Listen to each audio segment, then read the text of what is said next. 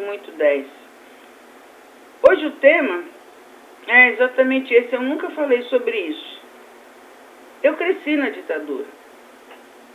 Em 64 eu tinha 8 anos. Praticamente eu não entendia nada, mas eu já estava na escola. Aliás, eu estava na escola desde os 4 anos. Então, nessa época, a gente frequentava o primário, que seria o fundamental hoje. Com 8 anos, eu estava no 2º ano primário, aprendendo a escrever com caneta tinteiro, que quando a gente chegava nessa idade, você subia de posto, vamos dizer assim, como estudante, e podia ter sua caneta tinteiro. Até lá você escrevia só com lápis. Era assim, tanto acho que na escola pública também, porque eu sempre estudei em escola particular. Já era um privilégio, ao qual eu agradeço, porque como eu fui adotada, eu agradeço a todos os privilégios que eu tive para poder chegar aqui hoje e estar conversando com você. Então, eu cresci na ditadura e fui caminhando com medo e desconfiança, até porque com 8 anos eu não entendia. Hoje uma criança de 8 anos entenderia perfeitamente. Na minha época, quando a gente tinha 8 anos, a gente era muito criança, muito. Não sei como é que vocês podem avaliar. Quem tem mais ou menos a minha idade é capaz de sentir isso que a gente sentia.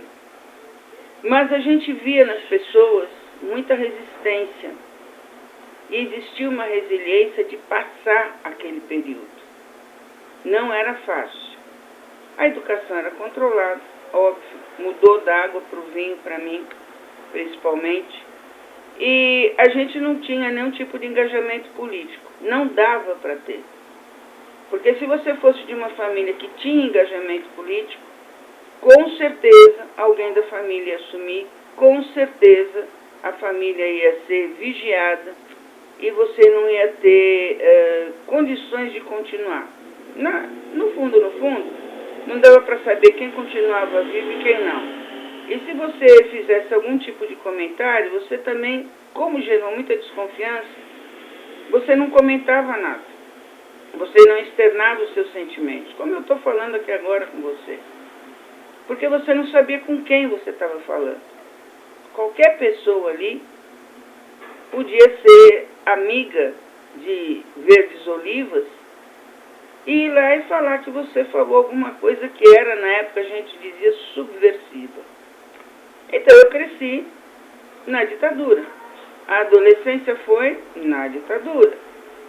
A faculdade foi na ditadura. Nos anos 70, realmente, na minha classe de serviço social, no começo, 1º e 2º ano, a gente tinha 2 policiais federais dentro da sala de aula e que te acompanhavam. Você ia comprar pipoca no intervalo, ele estava junto, enfim, era assim. Mas eu participava do diretório acadêmico, eu era presidente do meu diretório acadêmico, mas mesmo assim, porque eu sempre mediava o diálogo, eu ouvi muitas vezes que eu era alienada ao sistema. A um sistema que eu nunca fui alienada. Mas, na minha educação, na minha formação como pessoa, na ditadura, porque eu cresci na ditadura, a gente sempre quis dialogar e não ir para o enfrentamento. Então, quando eu fui, já muito tarde, para tudo isso, quando eu me joguei de cabeça em movimentos sociais, eu fui para o enfrentamento, para mim foi uma grande novidade, externar tudo que eu podia externar. Mas eu já era uma pessoa adulta, já tinha feito faculdade e tal, já tinha as minhas próprias experiências. Então, crescer na ditadura não foi uma tarefa fácil. E por conta disso, no começo eu até entendi que algumas pessoas quisessem realmente, sabe, ter outras ideias, não digo mais conservadoras, porque isso não é ser conservador, gente, isso é ser repressor. Mas eu até entendia. O que não deu para entender foi a violência que tudo isso causou e tem causado no país. Foi a violência e outra coisa, descobrir que pessoas da geração dos anos 80, final de 70, 80, que não cresceram na ditadura. E se tivessem crescido na ditadura, talvez fossem diferentes, mas essa geração, muitos deles apoiando atitudes extremas, querendo voltar ao passado, querendo ter ações preconceituosas, ações de perseguição e ações violentas, xingando pessoas nas redes sociais, aproveitando a rede social para externar uma raiva que não dá para saber de onde veio. Tudo isso me assustou e por conta disso eu me calei. Hoje eu não me calo mais, não existe essa necessidade.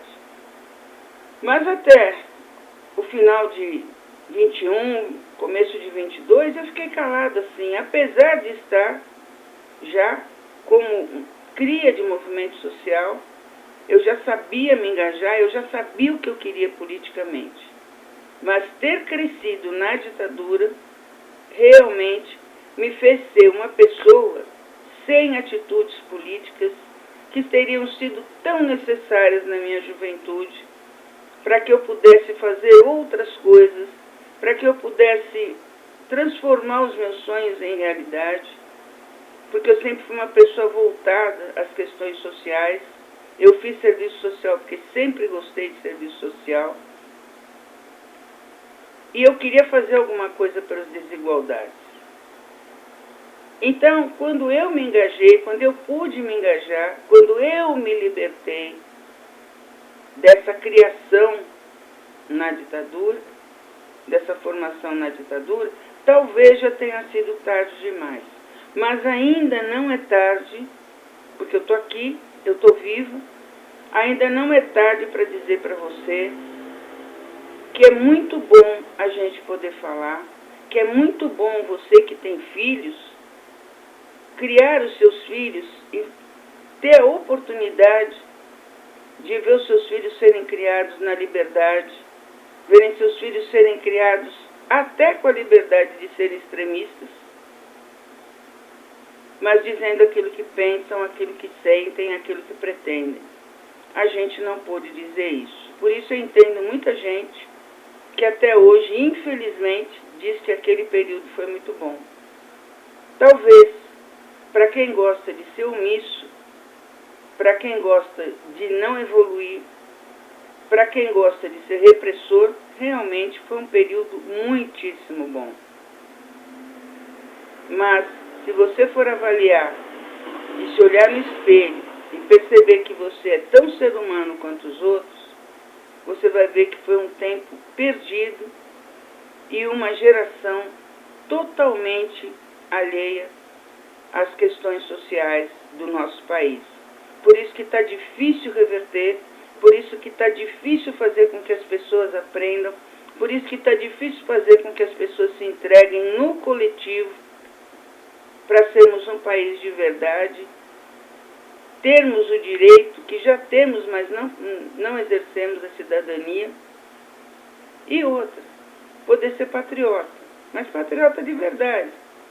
Aquele que vem, faz, acontece, fala, dá a mão e participa de todas as questões do país e luta pelas desigualdades, e luta pelos grupos, pelas minorias, que precisam muito da nossa atenção.